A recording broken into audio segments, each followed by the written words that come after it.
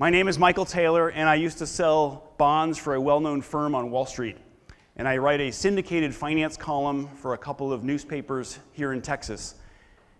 And I want you to realize that as a combination Wall Street guy and journalist guy, I represent the unholy marriage of Wall Street and financial media, which I literally embody here on stage in front of you. This unholy marriage of Wall Street and financial media is why you're not getting rich. And I call this unholy marriage the financial infotainment industrial complex. And I know that is a mouthful, but just let it soak in. I invented that phrase as a warning to all of you. So, y'all remember the financial crisis of 2008, right? I'll tell you what I was doing during the financial crisis of 2008. I was ripping my hair out at the coverage of this story. Like, the television would be on, and I would be shouting at it like a crazy person, "That isn't right!" And then I would take my morning newspaper, and I would be punching it and going, "How can they get this so wrong? And if financial journalists don't get this right, then how can people know what the right thing to do is?" But financial media tends to go for the page-turner narrative rather than the big idea. And I call this the financial infotainment industrial complex, and I want you to remember that it poses an existential threat to your financial future. Here's what I mean by the threat. The threat comes from the difference between, on the one hand, what you think you're getting from financial media and what you're actually getting. So I imagine if you seek out financial media, it's probably because you want some ideas about how to manage your money, how to invest, how markets work, how CEOs think. And even if you don't seek out financial media, and I assume that includes most of you right-minded undergraduates, you cannot escape it. You are totally surrounded by it. It slides very stealthily into your Instagram accounts. It has totally infiltrated Reddit. It's just one click away on suggested videos on YouTube, or more obvious places like radio programs where the guy ends the show with, "Before we wrap up, let's do the numbers." Or my least favorite of all time, the clown on financial cable TV who literally hits bells and whistles while he keeps up a constant patter about what stocks he's supposedly buying today.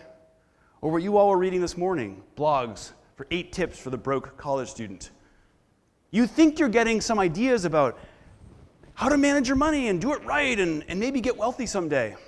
But let me tell you, what you're actually getting is a very slick combination of emotion grabbers and sales pitches. Cliffhangers about economic data releases that you have to follow up on tomorrow. Narratives of heroic CEOs defying the odds to beat quarterly earnings, or emerging technologies. And you might be able to get in on it on the ground floor this year. All of this that I've just described is the financial infotainment industrial complex. Now, we have developed language in recent years, co-opted by political movements to attack the media. And I want to be very careful to distinguish between what that language is and the claim I'm making today. This is not a claim of hashtag fake news. Fake news trains us to distrust the media as if it invents stories for a nefarious purpose. I don't mean this. The financial infotainment industrial complex is not literally a planned conspiracy or misinformation campaign. I am in the media, and I'm a very trustworthy person. I don't invent things, and I really don't do conspiracies. I mostly mean that the financial infotainment industrial complex has a self-serving agenda which has nothing to do with you getting wealthy.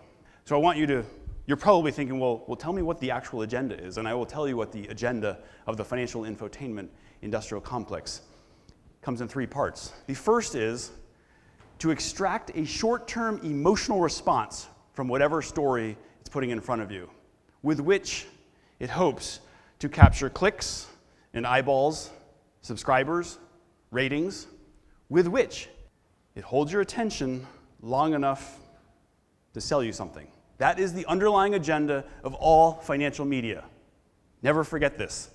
A short-term emotional response, get you hooked long enough to sell you something. Now, what would a better, an ideal financial media tell us? Because even though we are all swimming against a swift, relentless current of wrong financial messages, actually getting wealthy and doing the right thing has never been easier than it is today. All that is required, really, is bring up a mobile finance app, a couple of nearly free clicks, connecting your bank account to an automated process, and then here's the really hard part, the discipline to do practically nothing for the rest of your life. If you were able to do that, wealth is virtually guaranteed. That is the alternative, incredibly optimistic, radically simple message that financial media could tell us. But sadly, that message is totally devoid of emotional content, and the products and practices that it would push are too low margin for Wall Street to ever care about. So unfortunately, for the rest of your life, you will rarely hear that message amidst the cacophony of the financial infotainment industrial complex. But I want to leave you with some guideposts to whether you're on the right path to building wealth, and specifically to being a better consumer of financial media. And I call these two tips the 3-year question and classic financial books. So the question you should always ask yourself when reviewing a finance or money story is the following. Would I care about this story 3 years from now? Because if I'm only going to care for the next hour, or the next month, or the next year, you can safely ignore it. How do I know this?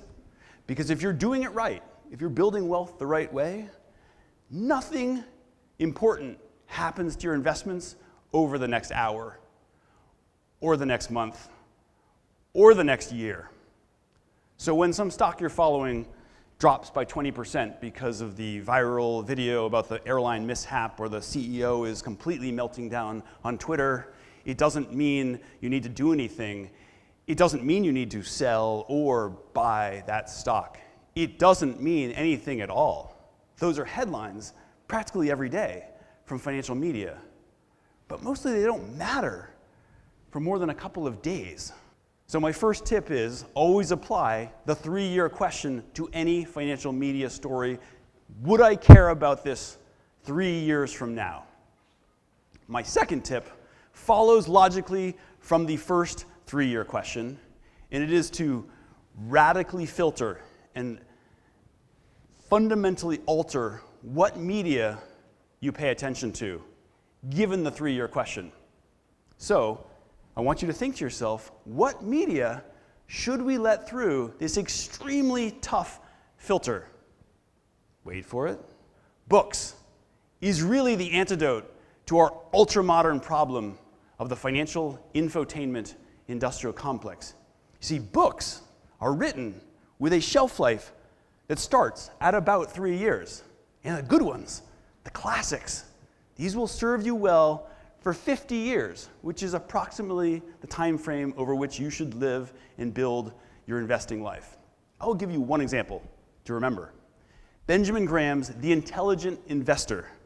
He published it 70 years ago this year. Graham teaches us the mathematics of fundamental value investing, of just watching and waiting and not getting caught up in what the market or those market commentators are pushing us to believe. Warren Buffett famously credits Benjamin Graham for his investment success, and there is more in this single book published 70 years ago than you having to do with building wealth in your lifetime than you could possibly get from a million stories produced last year by the financial infotainment industrial complex. Don't get your financial news from internet or television, podcasts or radio, blogs or newspaper columns. And I'm saying that as somebody who writes a really good blog and newspaper column. But all of that media has a shelf life that is just too short. As a form of entertainment, those are fine. You know, I call it the financial infotainment industrial complex for a reason. If you like the emotional response you get from watching the news, and you like the kind of heightened pulse rate you get, it's great. Knock yourself out. Be entertained. It's lovely. But I'm talking about the problem of getting wealthy here. If you want to do that, you have to understand that we are completely inundated with this insidious combination of distraction and entertainment without ever being taught the real long-term keys to wealth. We are under assault, our wallets and our emotions, and we need weapons to defend against the financial infotainment industrial complex. So your shield is this 3-year question. Your spear is classic financial books. If you want to be a change agent for yourself and build wealth, you have to filter what media you pay attention to and radically filter what media you allow yourself to be influenced by. So arm yourselves against the financial infotainment industrial complex and stop me before I do more harm. Thank you.